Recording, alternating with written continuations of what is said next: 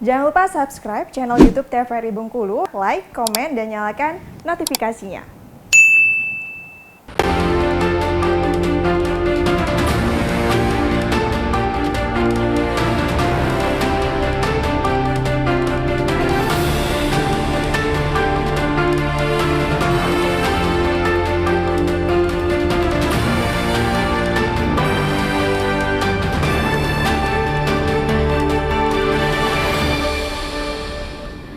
Terima kasih Anda masih bersama kami dalam acara Berendo dengan tema kita waspada cuaca ekstrim hingga Maret mendatang.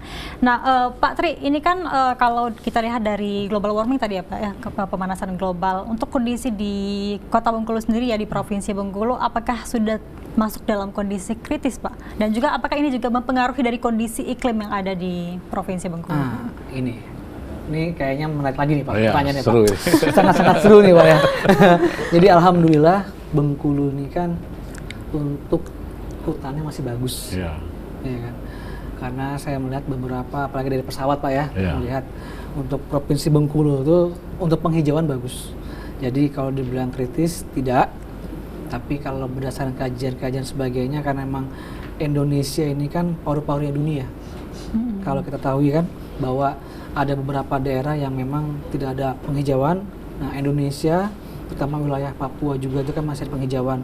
Nah, Bengkulu sendiri pun untuk paru-parunya itu masih bagus seperti itu. Jadi kalau untuk, makanya saya bilang cuaca di Bengkulu ini fluktuatif, ditambah lagi dengan topografi seperti itu, banyaknya bukit, lembah, dan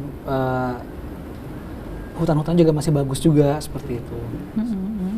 Oke, tadi seperti yang Pak Tri juga bilang, sebenarnya untuk bukan hanya dari pemanasan global ya, tapi juga perang ya, juga termasuk bisa mempengaruhi dari cuaca ya Pak? Iya, jadi memang banyak faktor-faktor cuaca atau global warming di dunia ini, tidak hanya dari pemanasan global juga, tapi ada beberapa dampak dari beberapa perang yang ada saat ini antara Rusia dan Ukraina juga, itu mempengaruhi juga, dan beberapa hal yang kejadian ya, pabrik-pabrik pun juga mempengaruhi juga karena asapnya juga kan seperti itu.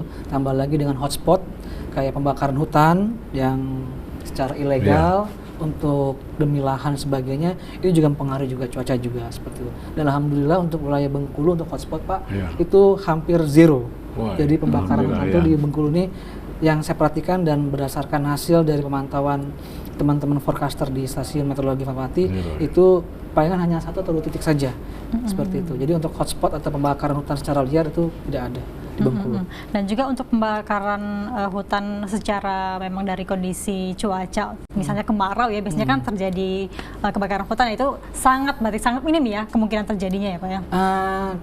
Untuk kemarau ya, kan saya sampaikan tadi bahwa untuk kemarau kan nggak ada di Bengkulu ya. Mungkin tingkat pemanasannya mungkin cukup tinggi yang mengakibatkan rumput bisa terbakar, itu bisa terjadi ya. Kadang ya mohon maaf, puntung rokok pun kita kalau buang sembarangan bisa terjadi kebakaran kalau kita memang buang puntung rokoknya itu atau bahan bakar yang sifatnya mudah terbakar seperti itu.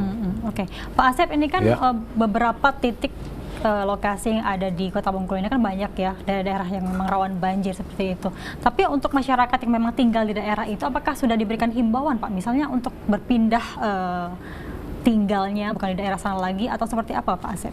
Ya, kalau himbauan kita dalam hal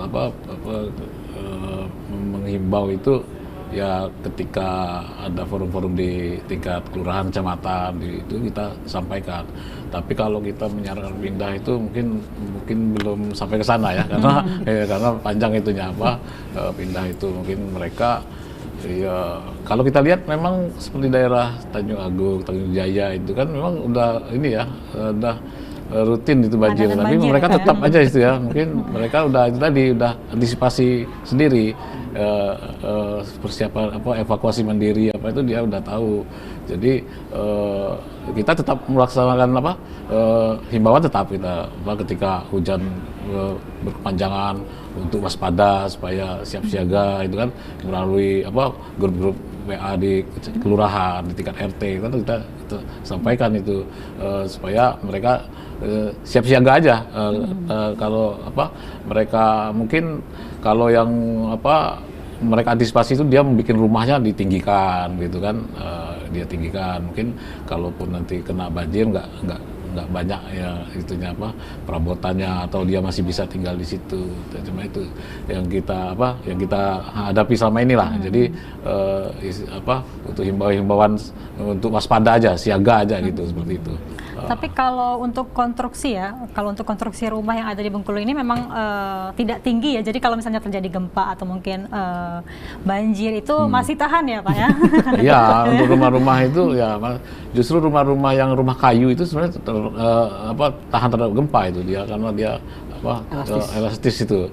Rumah-rumah yang struktur itu asal membangun itu memenuhi kaidah-kaidah teknis ya mudah-mudahan inilah untuk gempa-gempa ringan mungkin nggak terlalu ini ya nggak terlalu berdampak. Dan ditambah lagi kan kita warga udah tahu ya apa penyebab apa kalau bangunan itu nanti bakal ambruk mungkin pemakaian penutup atapnya nggak usah yang berat-berat yang ringan aja seperti seng atau genteng metal itu udah banyak di Bengkulu udah pakai itu semua ya.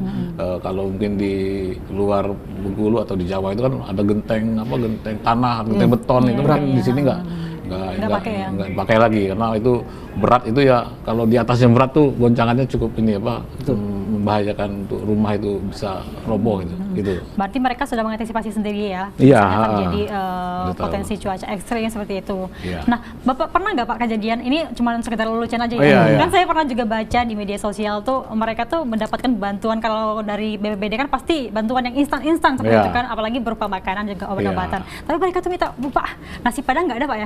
Ya jadi ini sekali ya. Ya memang namanya bantuan itu kita kan butuh dalam waktu cepat. Ya kalau dulu memang kita ngedrop makanan seperti beras, mie instan. Tapi kan sekarang kita rubah polanya. Kita bikin dapur umum dan udah berapa bulan terakhir ini kita buat dapur umum menunya kita nggak yang instan tapi kita bikin lauknya ada ayamnya, ada ikannya, ya itu. Ya itu bisa ya. Iya, nanti makanya itu karena itu tadi kita warga itu mungkin ya kalau dia image-nya mie terus itu kan ya, kita rubah kita menunya kita ini dan itu memang kita lakukan itu kita buat ininya kita masak kan kami di kantor itu ya tim masaknya udah karena udah biasa jadi cara masak mungkin nikmatnya juga enak itu ya maka lauknya ikan ayam bahkan pernah juga kami daging gitu kita buat seperti itu tapi dalam nasi bungkus lah nasi kotak lah kita untuk warga-warga yang terdampak banjir gitu. Ya. Tapi kalau secara umumnya untuk mengantisipasi bencana apalagi banjir dan juga cuaca ekstrim di Provinsi Bengkulu ini masih bisa ditangani dari pemerintahnya sendiri atau gimana Pak? Ya kalau untuk skala kota kita masih bisa masih bisa untuk kondisi banjir yang kecuali dia sampai lama itu kita koordinasi dengan BNPB dari Jakarta. Mereka juga melihat kondisi lapangan apa yang perlu mereka bantu dia siap di menyuplai bantuan. Kalau untuk skala mungkin seperti banjir awal tahun kemarin di tingkat kota udah bisa kita atasi dan kami juga tidak sendiri kan tadi ada dinas sosial, ada Basarnas, ada TNI Polri juga ini gitu kita bekerja sama gitu. Oke, Pak Tri sebenarnya untuk daerah-daerah yang memang harus mengantisipasi ya terjadinya cuaca ekstrim dalam beberapa hari ke depan ini daerah mana saja ya Pak Tri? Nah, nih menyambung lagi dari hulu ke hilir tadi Pak Asep sampaikan kan memang yang lebih harus waspada atau siap siaga adalah yang di hilir. Iya, bukan yang di hulu. Karena yang di hulu itu aja memberikan, yang di bawah menerima. Seperti itu. Tapi juga wajib waspada juga yang di hulu juga atau yang di hilir. Kenapa? Karena akan berpotensi tanah longsor. Seperti itu. Untuk banjir mungkin kurang Pak ya. Tapi kalau yang terjadi tanah longsor itu pasti berpotensi terjadi. Seperti beberapa tahun yang lalu itu ada tanah longsor juga Pak ya, di daerah Rejang Lebong, pada Lebong juga terjadi juga longsor seperti itu. Cuman alhamdulillah itu tidak daerah pemukiman seperti itu. Tapi kalau untuk kondisi struktur tanah ya Pak ya untuk terjadinya longsor itu biasanya ciri-cirinya seperti apa sih Pak? Waduh, ini lebih parah lagi nih kayaknya nih. Sebenarnya orang geologi nih. Memang Lebong seperti itu kan, Curup yang memang dataran tinggi seperti itu ya Pak Tri? Iya, kalau untuk masalah atau terkait dengan tanah mungkin saya tidak bisa menjawab. mengenai Tapi itu juga bisa faktor cuacanya dari cuaca ekstrem. bisa Iya. terjadi. Kalau untuk tanah konstruksi itu bisa terjadi longsor jika hujannya terus menerus Iya. dengan intensitas dari sedang hingga lebat sekali. Itu bisa terjadi.